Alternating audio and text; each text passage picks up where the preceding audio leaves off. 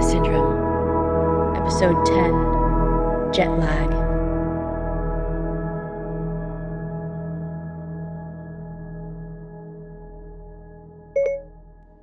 What is going on with you, Junie? First you want us to find you, you want your family to find you, and now the whole world is on your case. Mariano thought one of us leaked the podcast feed to the forum, but it was posted while we were driving to the airport. We've had our phones turned off the whole time. Freddie managed to calm him. I think he was about to shake Nat down, and I don't care how Dad knows him, or what he went to prison for. Lupe and I were about to step in. I'm kinda glad it didn't come to that. Mariano doesn't seem to be the kind of person who's queasy around violence, you know? I wonder where he knows Dad. I mean, if he's been to prison, that doesn't sound like someone our tight-laced father associates with, right? We're not going to be able to make it to Cuba. Every intelligence agency in the world will be on high alert for anyone heading to and from Cuba. Mariano thinks that there's going to be a no-fly zone implemented over the island, and the coasts are going to be locked down. So what is it we were supposed to do? Is this what you wanted, the truth to come out? In literally the most chaotic way possible, but okay. None of us have gotten that much sleep, and you know me and my sleep. I am not happy about it. We, Lupe and I, are heading back to Vancouver to regroup. There's a non-stop flight leaving this morning, and is going back to Boston. Freddy and Mariano are, well, they didn't tell us where they were going. They dropped us off after the news broke. They didn't go through security with us. I suspect they're going to follow us somehow. I've been thinking about giving up on this whole thing. This is so over our heads, Junie.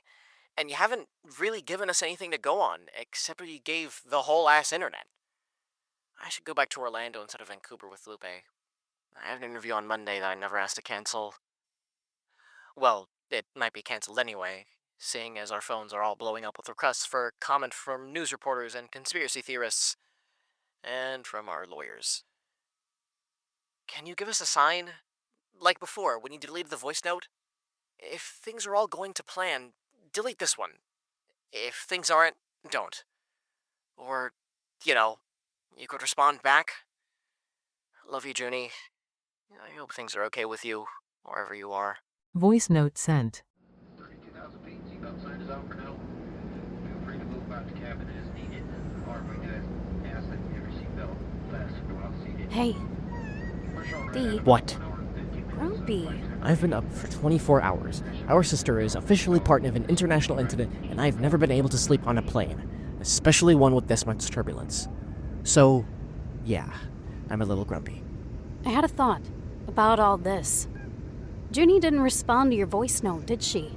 If she did, my phone is in airplane mode, so I wouldn't know. Well, if she didn't delete the voice note, could it be a signal that Mariano was right? That Junie wasn't the one who sent us to Mexico City? She used her codename to buy us the tickets, though. But if the tickets were bought with a company card, couldn't anyone at the company have access? She said in that one episode that they were truthful to each other internally. Why would anyone else want us to go to Mexico City and find the podcast feed? Especially if they already knew where it was? I don't know. That's where I'm stuck. What would be the motive for getting us involved specifically, and not just broadcasting the feed on your own? Or use your own people to play this game? Mariano was right. Spycraft is mind-spinning. No, I think you're onto something. The only people that Junie has had contact with has been us, her family. And me, with a disappearing voice note. It's not direct contact or clear contact, but it is contact. What if this was set up to stir Junie into action somehow? Smoke her up by putting us up as patsies or something. Yeah. And didn't they let Dad go right when we were starting to put the pieces together? Good morning, passengers. I wanted to apologize for the turbulence. I wanted to give you an update on our journey to Vancouver, Canada. The city is currently experiencing harsher wind and sleet than we expected.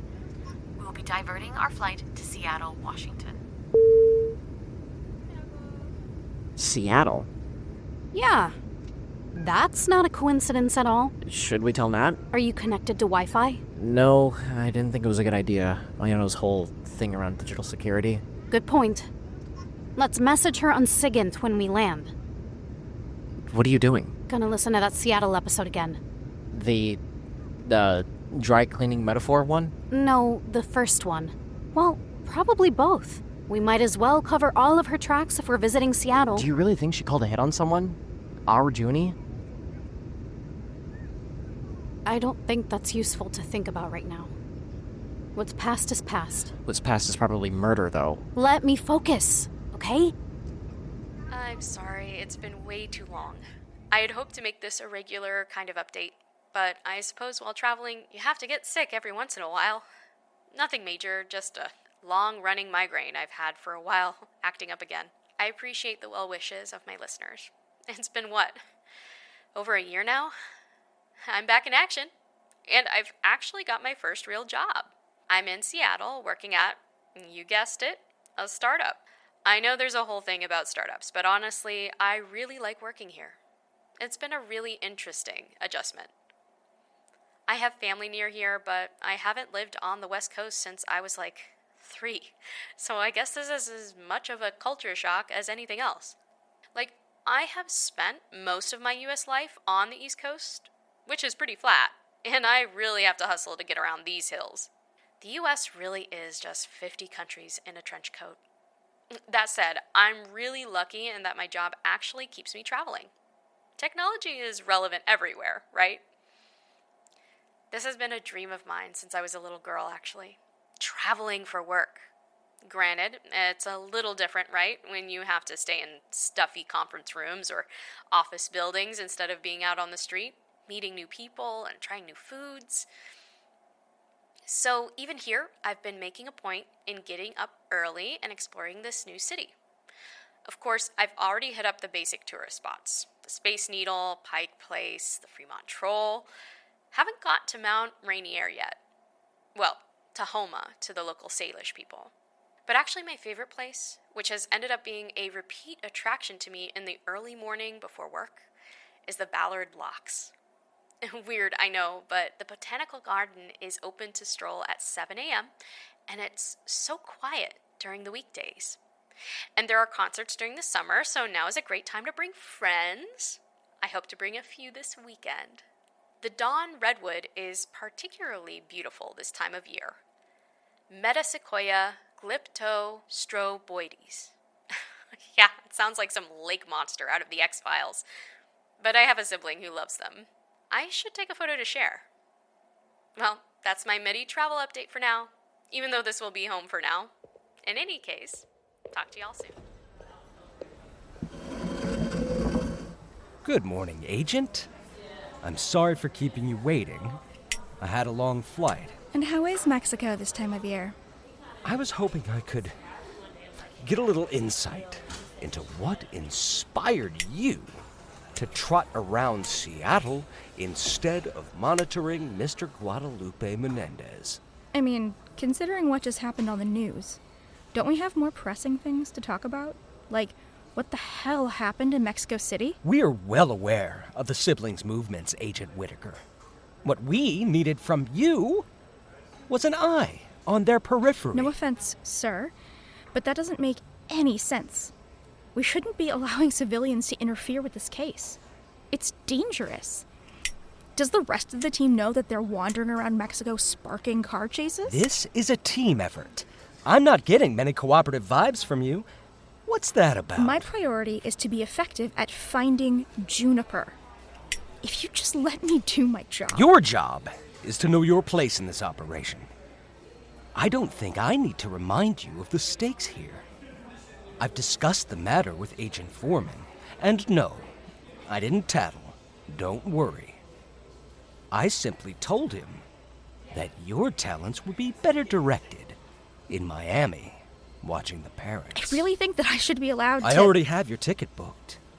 You have a couple hours until your flight, weather pending. Your goose chase is done here. It isn't. There's a link here to why Juniper defected, and we need to know why she left in order to know where she's headed. That's enough, Celia. I know you're already on wobbly footing with the FBI, considering your criminal history.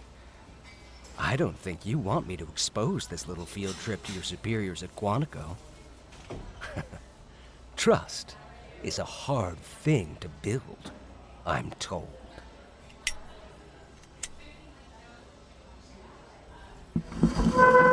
Enjoy the warmer weather, Agent Whittiker.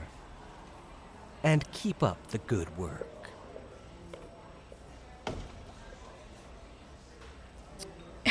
Miami. Right. Hey, Agent. Hey, bud. I've been trying to get in touch with you. What's happening? Have you seen the news? They're swarming the house now, but only the husband's there. I'm not sure what we should be doing. Just stay on watch. The siblings are flying back, and, so am I. I thought you were going to be sent back to home office. Change of plans. The situation just got out of hand. Just let me know if the siblings arrive before I do. What's the plan after that? I'm gonna bring them in for questioning. Okay, the map says the Dawn Redwood should be near the restrooms. That's straight down the pathway here. Good, because I need to stick my shoes under the hand dryer. It's freezing. I guess this means you would rather I not take a detour to check out the evergreens by the nursery? I'd chuck you into the bay. Ugh. Let's just check this out and then go to Pike Place. Even if there is some kind of hitman there, at least it'll be mostly inside. Just be glad it's not the Cold War, or else we'd probably be traipsing through Siberia after our darling sister. Gross. Why the hell did you move to Vancouver? You hate the cold. Mark's family, mostly. And I thought it would be good for me to live out here for a little bit. Something new, right? So, when are you getting convinced Mark it's time to move back to Florida? Well, technically, next on the list is San Diego. Aren't you ever going to settle down anywhere? What's the fun in that? Hey, there. Is that it? No, that's a chestnut tree of some kind. It's further to the left. Ugh. Why did Junie have to meet her asset outside by some random tree? Technically, it was summer then. And it's not just some random tree, I told you. The Dawn Redwood was considered extinct by Westerners. All we had were fossils. That was until a few people found out they were growing just fine back in China. They brought back a handful of seeds, and Carl S. English was one of the few who got one of those seeds. If Junie's asset was a Chinese national, then this would be a perfect code. Yeah, I got it. Couldn't she have met this person at, like, a Chinese restaurant or something? Seems a little on the nose. Yep, here we are. Great. You look around. I'm going to draw off my shoes. Lupe, you're not going to help? My toes are freezing. It'll just take me a second. I'll be right back. Hey Siri, send voice note to Nat on SIGINT. We're here. I'm currently at the tree looking around. I don't see anything in the branches. They're bare, seeing as it's winter. Well, you'd know that. Let me know if you have any ideas of where to look. Voice note sent. Hey, I just sent you a voice note. Are you home yet? Just arrived. Any tales? Not that we have seen so far. As you can see, there isn't anyone at the garden either. Too cold and wet, I guess. Which makes it easier to see if anyone's following us. Good. Same here. I still can't believe no one picked you up. I mean, did any of the airport people give you any problems? They didn't for me. Aren't your phones blowing up? Yeah, it's kind of eerie. Maybe Mariano is doing something to keep the wolves at bay? I don't know. Where's Lupe? The bathroom. She doesn't handle the cold very well. She lives in Vancouver. I know. She and Mark normally spend the winter months in Costa Rica or Florida or whatever. Anyway, I don't know how good your connection is, but do you see anything? Because I don't. And while I love getting my hands into soil, I'm not looking forward to digging around an endangered species. Wait. You said she's in the bathroom? Is there one nearby? Yeah, actually. Right there. See the building over my shoulder? D. The last clue we found was in the bathroom. Oh. Oh. Wow. You really already forgot. Jetlag is a bitch, okay? I'm not running at full capacity right now. Lupe, hey, You're Lupe. going D, to... look what I found! You need to check the I bathroom. can't Remember that thing believe Nat I didn't found? think of was it taped under earlier, the- just like how Nat found the last one. lid. It was taped under the tank lid. So, what is it? Another piece of paper, but this time it's not a QR code. It's a set of Chinese characters. See? D, hold your phone still. Let me see if I can look it up. Oh, and it was taped with another one of those seeds. Here, keep it with the other one. You still have it, right? Yeah. Weird. I wonder what kind of seed it is. I know it's a fruit seed, but... Moshini. What? The characters, that's what they say. Moshini. I'm pretty sure it's a name. Great. That must be Junie's asset. We can find them then. Not so fast. I've tried a quick search for the name and anyone living in Seattle, and Google is, let's say, less than friendly about dealing with Mandarin, Cantonese, or any Chinese language search queries. Plus, it's most likely a cover name, or maybe the asset used a Romanized name, and anything we could possibly find online, especially if they work in the US. If they still work in the US and none of us speak Mandarin, Cantonese, or any other Chinese dialect. Right? So what's next then? I'll keep digging on my end. You try your hand too. I don't know how long you'd want to stay in Seattle, though. Know anyone who has an in with the Chinese expats in the Pacific Northwest? Actually, yeah. Yeah? I know you're jet-lagged, baby bro, but we've got one more trip to take. It's a short one, though. Promise.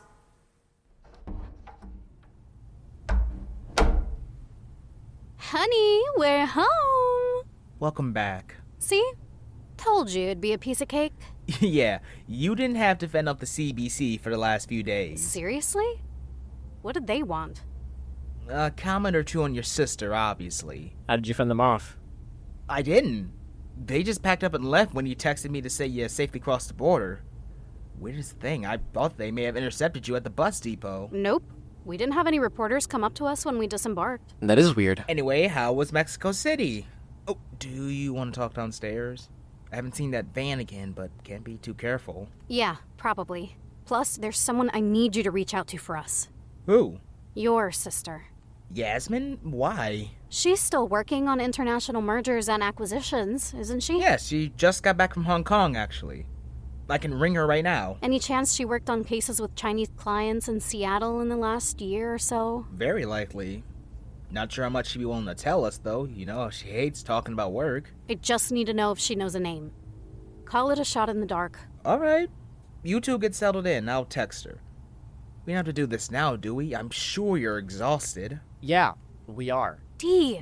No, I am putting my foot down. I have been dragged all over Turtle Island under less than a cumulative of 12 hours of sleep in 3 days. No more spycrafting for at least 12 more hours. I can't think straight, Lupe, and no, I'm not drinking any more espresso. I am going to bed, and I'm sleeping in the guest room, so you can't do any super secret spy calls there either. Good night. It's 6 in the evening! Good evening, then. He's right.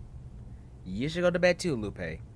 I'll text Yasmin and see if she's available for a chat in the morning. We have a lead, though! And you'll follow it to the end. I believe in you.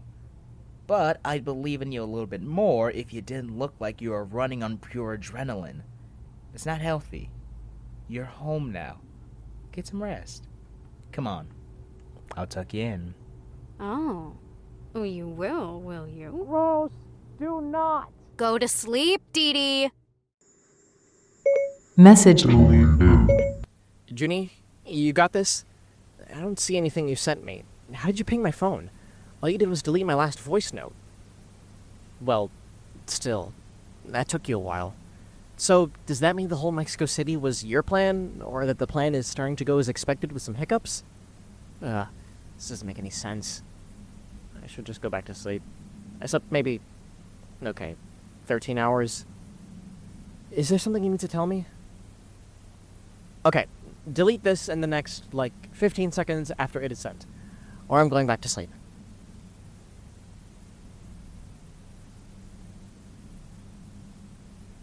7, 6, 5, 4, 3, 2. Message. What the fuck? Hey, Mom. D, it's Dad. I'm calling from your mother's phone. Are you in Lupe's basement? Yeah? What is it? Is Good. something wrong? I need you to bring your sister downstairs. You both have the feds headed your way. You and your sister Were need you to be expecting prepared to be someone? taken in for No, questioning. I thought maybe Call it was your Yasmin. lawyers. Dad, I'll call you back when I can. I think they're already here. Wait, D. Maybe it's just another reporter. Want me to deal with it? I'll go check it out. I'm pretty good with the no comment thing. Dad just called. It's probably the feds. Oh, great. I knew our luck had to run out sometime. Mark, go back to the bedroom. You know what to do. Call the lawyer. Obviously. In any case, check the window first.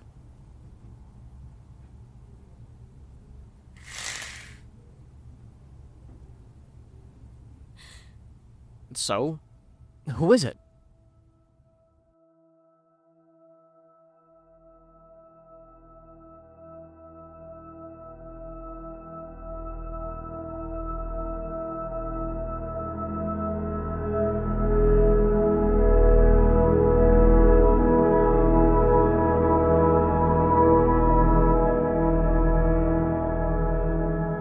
still haven't heard the entirety of Juniper's hidden podcast feed, head over to the show notes for episode 8, The Feed. Dimitri Menendez is played by Ralph Ruiz. Guadalupe Menendez is played by Adriene Arce. Natalie Johnson is played by Natalie Campos. The flight attendant is played by Lydia Winebrenner. The supervisor is played by Scott Welnosky. Special Agent Celia Whittiker is played by Whitney Johnson. The Mountie is played by Tyler Hyrchuk. Mark Williams is played by Nick Folson. Peter Menendez is played by Andrew Dos Santos. Juniper Menendez is played by Lisette Alvarez. Havana Syndrome is written and produced by Lisette Alvarez. This is a Stormfire Productions podcast. Thank you for listening.